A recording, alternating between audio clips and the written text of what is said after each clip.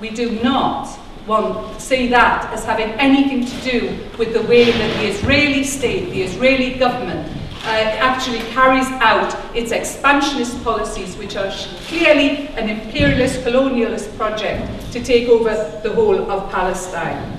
So our responsibility as a movement, and the PSC takes this responsibility really very strongly, is to build this mass movement in order to change our government's policy.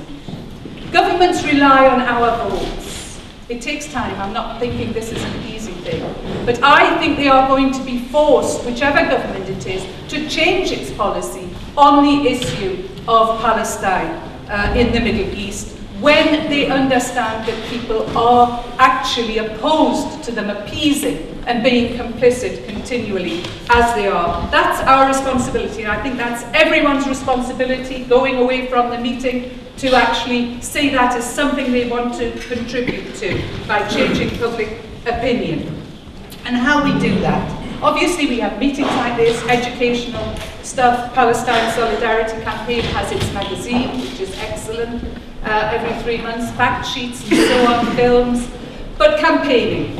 And we've made tremendous strides. We launched the boycott campaign, consumer boycott campaign, in 2001.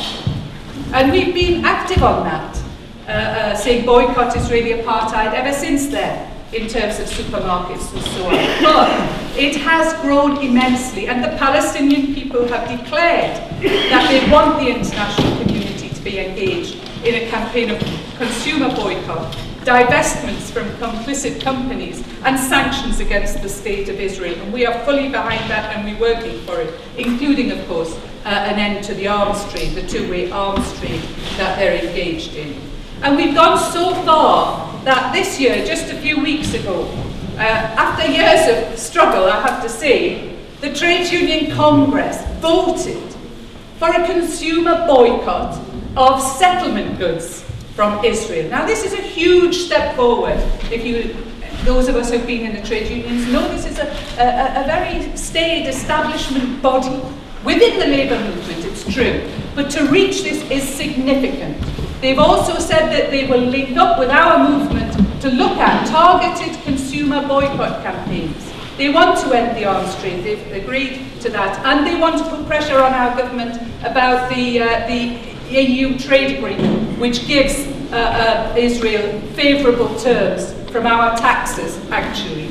So we have gone a huge way forward, and it's extremely important that we carry on. Of course, the issue of war crimes and war criminals is something that we've all got to take up currently because of the Goldstone report and so on. That's another current campaign. So what I want to say is, please, it's wonderful that this hall is so full, and I must say it's getting fuller by the minute. It's wonderful.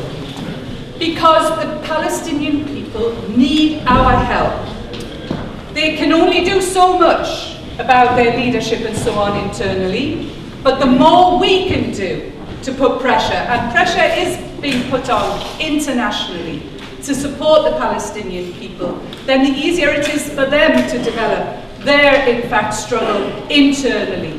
And that's very, very important, because Israel is really only going to listen to the international community. The Israeli people are only going to listen when it affects them, when internationally people are saying, you cannot continue. We are going to make you a pariah state until you end Israeli apartheid, until you stop oppressing the Palestinian people, and until the Palestinian people have actually achieved their independence in a sovereign state of their determining with their capital, and the refugees have the right to come home. Thank you very much.